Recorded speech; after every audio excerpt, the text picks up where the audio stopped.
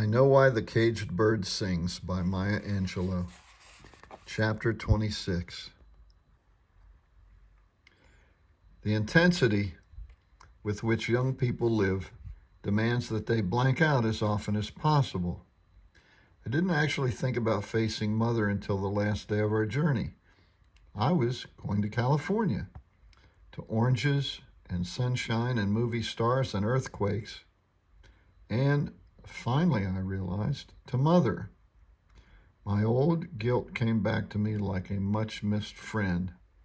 I wondered if Mr. Freeman's name would be mentioned, or if I would be expected to say something about the situation myself. I certainly couldn't ask Mama, and Bailey was a zillion miles away.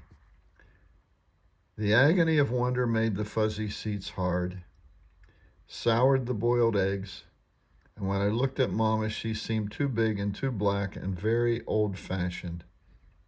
Everything I saw shuddered against me.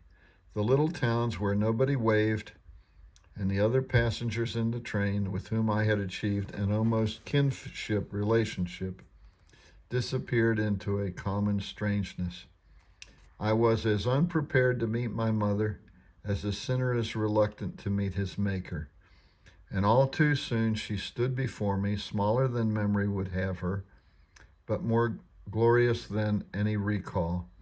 She wore a light tan suede suit, shoes to match, and a mannish hat with a feather in the band, and she patted my face with gloved hands, except for the lipsticked mouth, white teeth, and shining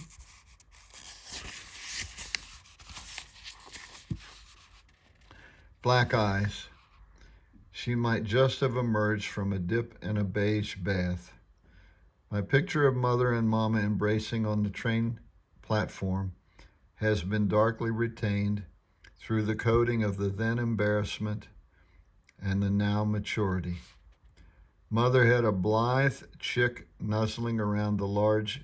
Mother was a blithe chick nuzzling around the large, solid, dark hen.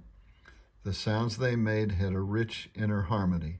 Mother's deep, slow voice lay under my mother's rapid peeps and chirps, like stones under rushing water. The younger woman kissed and laughed and rushed about collecting our coats and getting our luggage carted off. She easily took care of the details that would have demanded half of a country person's day. I was struck again by the wonder of her, and for the length of my trance, the greedy uneasinesses were held at bay. The greedy uneasinesses were held at bay. We moved into an apartment, and I slept on a sofa that miraculously transformed itself at night into a large, comfortable bed. Mother stayed in Los Angeles long enough to get us settled. Then she returned to San Francisco to arrange living accommodations for her abruptly enlarged family. Mama and Bailey, he joined us a month after our arrival, and I lived in Los Angeles about 6 months while our permanent living arrangements were being concluded. Daddy Bailey visited occasionally, bringing shopping bags of fruit. He shone like a sun god, benignly warming and brightening his dark subjects. Since I was enchanted with the creation of my own world, years had to pass before I reflected on Mama's remarkable adjustment to that foreign life. An old Southern Negro woman who had lived her life under the left breast of her community learned to deal with white landlords, Mexican neighbors, and Negro strangers. She shopped in supermarkets larger than the town she came from. She dealt with accents that must have struck jarringly on her ears. She, who had never been more than 50 miles from her birthplace, learned to traverse the maze of Spanish name streets in that enigma that is Los Angeles. She made the same kind of friends she always had. On late Sunday evenings before evening church services, old women who were carbon copies of herself came to the apartment to share leftovers from the Sunday meal and religious talk of a bright hereafter. When the arrangements for our move north were completed, she broke the shattering news that she was going back to Arkansas. She had done her job. She was needed by Uncle Willie. We had our own parents at last. At least we were in the same state. There were foggy days of unknowing for Bailey and me. It was all well and good to say we would be with our parents, but after all, who were they? Would they be more severe with our didos than she? That would be bad, or more lax, which would be even worse. Would we learn to speak that fast language? I doubted that, and I doubted even more that I would ever find out what they laughed about so loudly and so often. I would have been willing to return to Stamps even without Bailey, but Mama left for Arkansas without me, with her solid air packed around her like cotton. Mother drove us towards San Francisco over the big white highway that would not have surprised me had it never ended. She talked incessantly and pointed out places of interest. As we passed Capistrano, she sang a popular song that I'd learned on the radio, "When the Swallows Come Back to Capistrano." She strung humorous stories along the road like a bright wash and tried to captivate us. But her being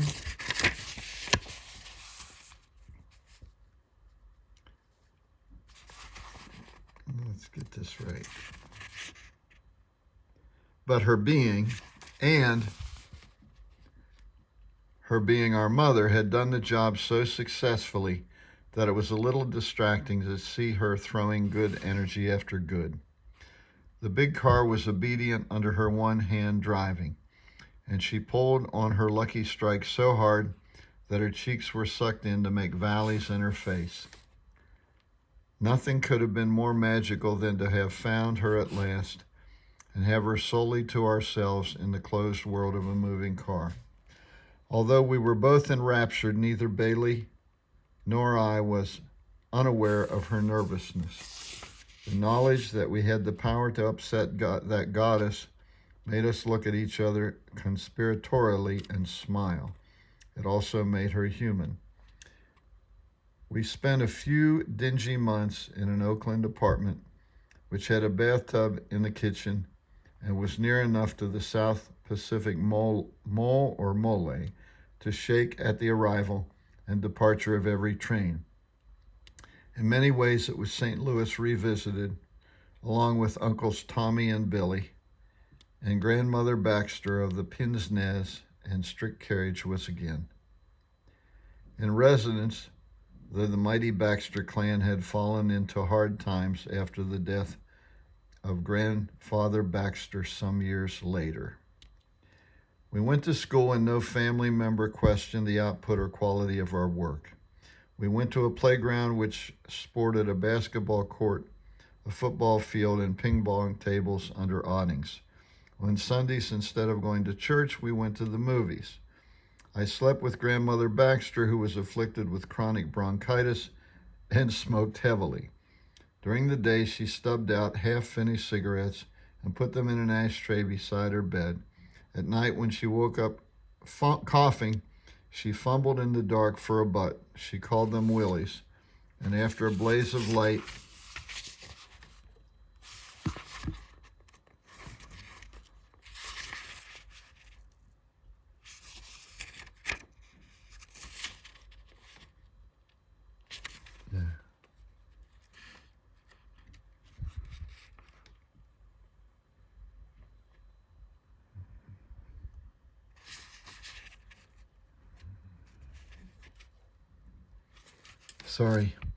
she smoked the strengthened tobacco into her irritated throat until her irritated throat was deadened with nicotine. For the first weeks of sleeping with her, the shaking bed and the scent of tobacco woke me, but I readily became used to it and slept peacefully through the night. One evening after going to bed normally, I woke to another kind of shaking. In the blunted light through the window shade, I saw my mother kneeling by my bed. She brought her face close to my ear. "Righty," she whispered, "righty come, but be very quiet." Then she quietly rose and left the room. Dutifully and in a haze of ponderment I followed. Through the half-open kitchen door, the light showed Bailey's pajamaed legs dangling from the covered bathtub. The clock on the dining room table said 2:30. I had never been up at that hour. I looked Bailey a question, and he returned a sheepish gaze. I knew immediately there was nothing to fear. Then I ran my mind through the catalog of important days. It wasn't anybody's birthday, or April Fool's Day, or Halloween, but it was something. Mother closed the kitchen door and told me to sit beside Bailey. She put her hands on her hips and said we'd been invited to a party. Was that enough to wake us in the middle of the night? Neither of us said anything. She continued, "I'm giving a party and you are my honored and only guests." She opened the oven and took out a pan of her crispy brown biscuits and showed us a pot of milk chocolate on the back of the stove. There was nothing for it but to laugh at our beautiful and wild mother. When Bailey and I started laughing, she joined in, except that she kept her finger in front of her mouth to try to quiet us. We were served formally, and she apologized for having no orchestra to play for us, but she said she'd sing us a substitute. She sang and did the time step, and the snake hips, and the Susie Q. What child can resist a mother who laughs freely and often, especially if the child's wit is mature enough to catch the sense of the joke? Mother's beauty made her powerful, and her power made her unflinchingly honest. When we asked her what she did, her job was, she walked us to Oakland's 7th Street, where dusty bars and smoke shops sat in the laps of storefront churches. She pointed out Raincoat's Pinnacle Parlor and Slim Jenkins' pretentious saloon. Some nights she played pinochle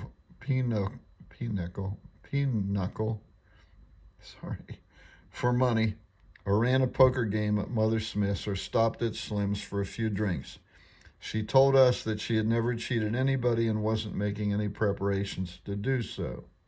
Her work was as honest as the job held by fat Mrs. Walker, a maid, who lived next door to us and a damn sight better paid. She wouldn't bust suds for anyone, nor be anyone's kitchen bitch. The good Lord gave her a mind, and she intended to use it to support her family and her children. She didn't need to add and have a little fun along the way. In the street, people were genuinely happy to see her. "Hey, baby, what's the news?" "Everything's steady, baby, steady. How you doing, pretty?" "I can't win 'cause of the shape I'm in," said with a laugh that belied the content. "You all right, Mama?" "Ah, they tell me the white folks still in the lead," said as if that was not quite the whole truth. She supported us efficiently with humor and imagination. Occasionally we're taken to Chinese restaurants or Italian pizza parlors. We were introduced to Hungarian goulash and Irish stew. Through food, we learned that there were other people in the world.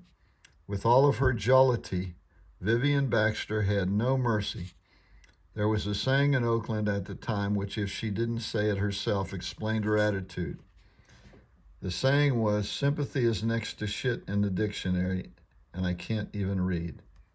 Her temper had not diminished with the passing of time, and when a passionate nature is not eased with moments of compassion, melodrama is likely to take the stage. In each outburst of anger, my mother was fair. She had the impartiality of nature, with the same lack of indulgence or clemency. Before we arrived from Arkansas, an incident took place that left the main actress in jail and in the hospital. Mother had a business partner, who may have been a little more than that, with whom she ran a restaurant, cum gambling casino. The partner was not shouldering his portion of the responsibility, according to Mother, and when she confronted him, he became haughty and domineering, and he unforgivably called her a bitch. Now, everyone knows that although she cursed as freely as she laughed, no one cursed around her, and certainly no one cursed her. Maybe for the sake of business arrangements, she restrained a spontaneous reaction. She told her partner, "I'm going to be one bitch, and I've already been that one." In a foolhardy gesture, the man relieved himself as still another bitch, and Mother shot him. She had anticipated some trouble when she determined to speak to him, and so had taken the precaution to slip a little .32 in her big skirt pocket. Shot once, the partner stumbled toward her instead of away, and she said that since she had intended to shoot him, notice, shoot, not kill, she had no reason to run away, so she shot him a second time. It must have been a maddening situation for them. To her, each shot seemed to impel him forward, the reverse of her desire. And for him, the closer he got to her, the more she shot him. She stood her ground until he reached her and flung both arms around her neck, dragging her to the floor. She later said the police had to untwine them before he could be taken to the ambulance. And on the following day, when she was released on bail, she looked in a mirror and had black eyes down to here. In throwing his arms around her, he must have struck her. She bruised easily. The partner lived, though shot twice, and although the partnership was dissolved, they retained admiration for each other. He had been shot, true, but in her fairness, she had warned him. And he had had the strength to give her two black eyes and then live. Admirable qualities. World War II started on a Sunday afternoon when I was on my way to the movies. People in the street shouted, "We're at war! We've declared war on Japan." I ran all the way home, not too sure I wouldn't be bombed before I reached Bailey and Mother. Grandmother Baxter calmed my anxiety by explaining that America would not be bombed, not as long as Franklin Delano Roosevelt was president. He was, after all, a politician's politician, and he knew what he was doing.